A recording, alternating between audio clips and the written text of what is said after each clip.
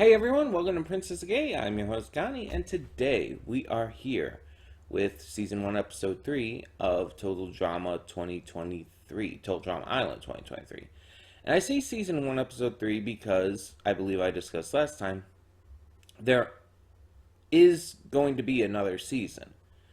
Because this was first presented as having 26, I believe, full episodes. But there's only half of that in this season. So there is going to be another season at some point. We just don't know when. And it's unclear if they're going to completely do a clean reboot and do another Total Drama Action. Or if they're going to do another Total Drama Island or just something new altogether. And will contestants return or not is completely up into the air. So, a lot of questions, a lot of things to wonder about, but let's focus on the here and now.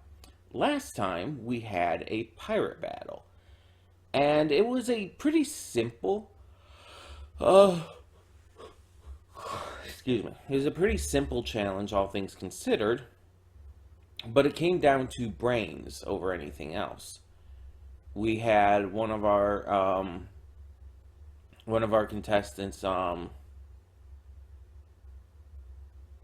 his name is escaping me right now, but he started to use his brains and actually form a strategy to take down the opponents before taking down their ship.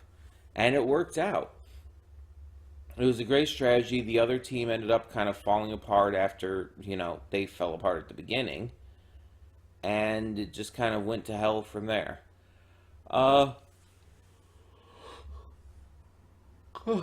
Excuse me again. Just woke up. But the biggest thing of note is that so far it hasn't really been that bad. Like with this series, you expect it to go to really, really dangerous places, obviously, but it really hasn't gone there yet this season. I mean, I know we only saw 2 episodes so far, but it's just been kind of tame, which is unexpected. But that could just be building up the anticipation and everything. Getting back into it a little slower than expected, just to make it more impactful when it does drop. We'll see. But either way, I'm excited to get to more of this, so we're just going to do so. So when the screen fades to black, pause this redirect and go to the description below. Follow the link to the reaction, and after you watch it, come back here to the redirect and resume play. Because after it fades to black and then it fades back in, everything from that point forward will be my afterthoughts and will contain spoilers to the episode. So, that being said, thank you so much for tuning in, and I'll see you at the reaction. And we are back, and we'll begin with spoilers in 3, 2, 1, now. It always seems like these just go by so damn quick. I mean, yeah, I guess you could say there's the entire thing of time flies when you're having fun and all. It's just these episodes, I guess you could say, are about 20 minutes. They are, typically normal length for a series. But it's you watch a lot of this other stuff, and it's it doesn't go by as quick. I don't know, is it just that I'm just having a lot of fun reacting to and watching this series, or is it... I mean, maybe it's a couple minutes shorter, but that's not enough to really feel as noticeable as it is.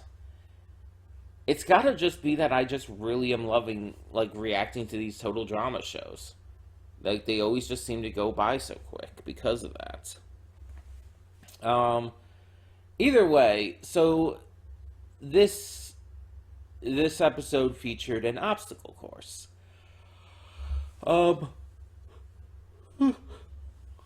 Pretty standard kind of fare. Not too much special, except that one member of each team is locked in a tank that is filling with water, presumably toilet water.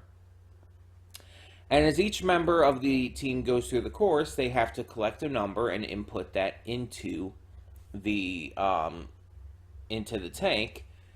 Where at the end, when all numbers are input, it will allow for the tank to be opened and the contestant inside to be freed. And yeah, it's a pretty simple concept, and this one actually comes down to the wire.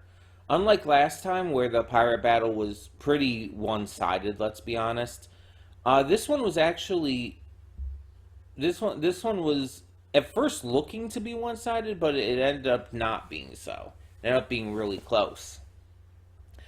Nichelle was the last one for her team, and she had a massive lead. The problem is she was messing it up by the fact that she doesn't normally do her own stunts as an actress. And because of that, excuse me, and because of that, she has a hard time getting through the course. Once she eventually does, though, she basically breaks down and loses, the ticket with the number for the code on it and everything, and just has this heart-to-heart moment, like, explaining everything, and just wasting time. Because of this, the other team is able to get through their remaining contestants, leaving Lauren last. And Lauren gets through the course pretty damn easily. Like, she's kind of a beast. She gets through the course, and at the very end, as she's heading to the finish, Nichelle is finally motivated to do so as well, and it's a neck-and-neck thing. But Nichelle runs into a wall at the last second, and Lauren wins. There's some fun stuff in this episode outside of just the normal interactions. The entire clap your hands thing with Lauren, it's just like, when it happened, I wasn't expecting it, but the instant it did, it's like just massive rush of those happy chemicals. I don't know why. It's just, I just adore her so much. Maybe because the vocal performance reminds me of Tara Strong. Maybe it's just because I like these kind of characters. Or maybe it's just the silly energy that she has. I don't know. Maybe a combination of all three. But whatever exactly it is, it's just it just works for me.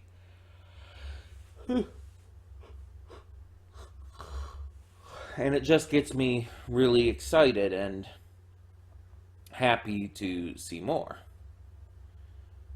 But yeah, so she's just great. But there was also kind of a moment, actually a couple moments, between Raj and Bowie. Now, it was mostly one-sided. Like, Bowie was just, talking to Raj and everything, when Raj seemed to be crushing a little bit. Could Raj also be queer? I mean, it's very possible. And that would be really cool to see. Another character be revealed to be queer in this.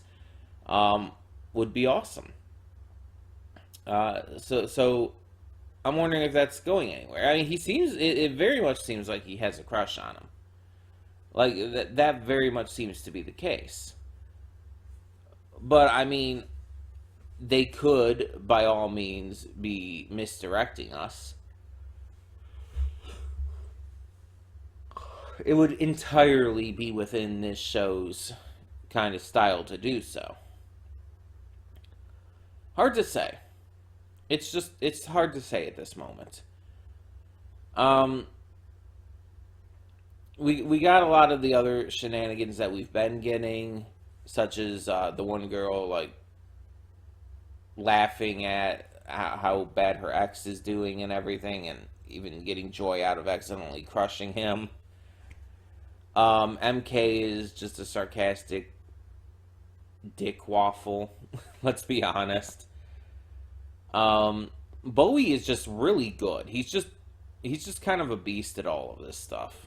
He hasn't really dragged down the team at all yet. He's one of the stronger competitors for sure, but that could also put him on the chopping block just, because. We also have the girl who is in the tank. I can't think of her name right now.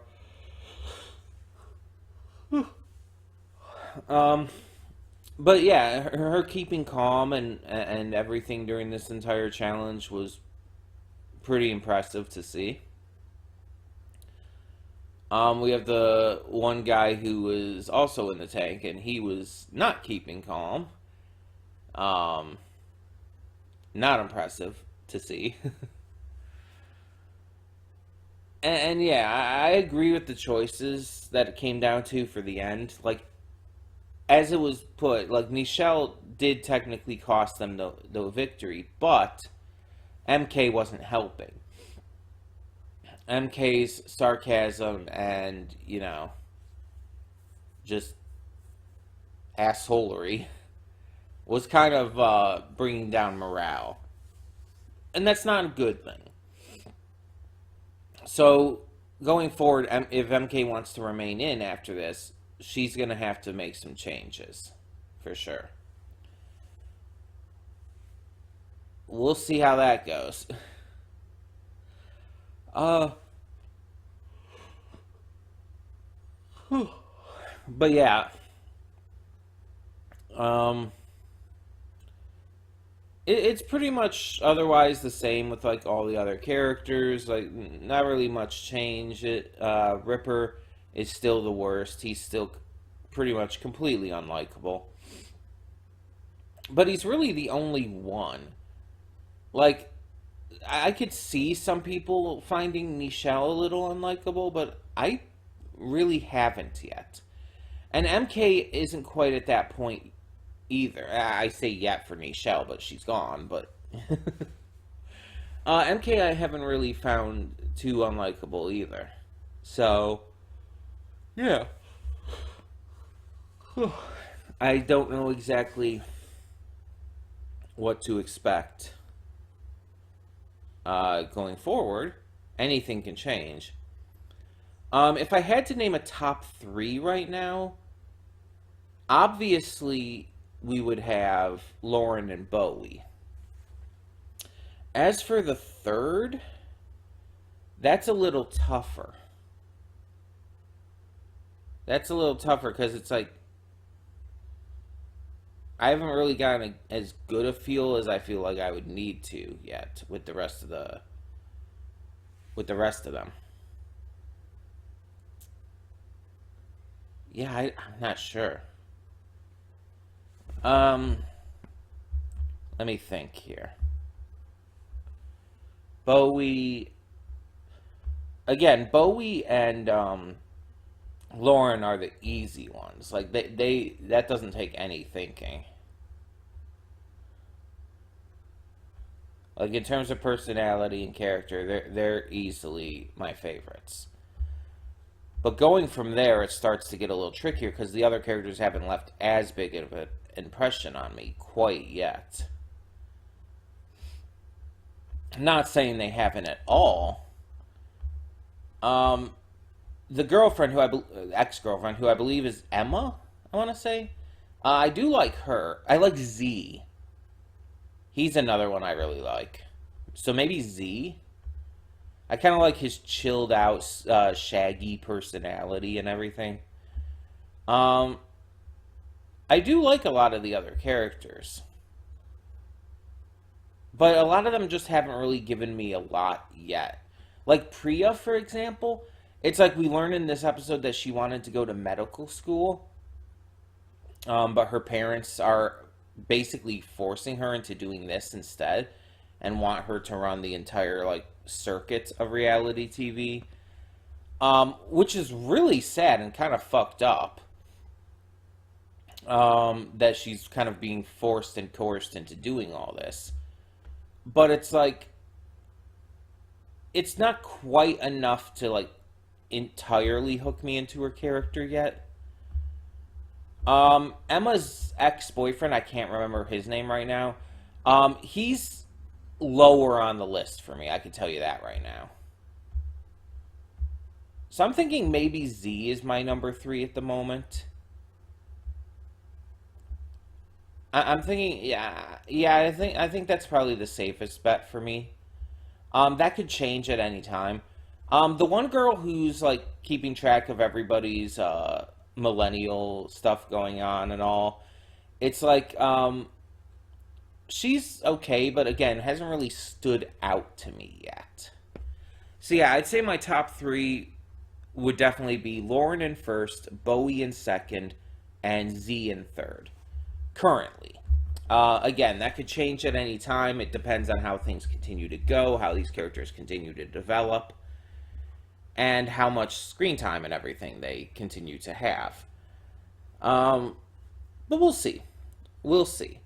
Either way, tell me in the comments below, what did you think of this episode, and who are your favorite characters so far? Let me know down below, and for now, I'm Connie, and I'm signing off. See y'all next time.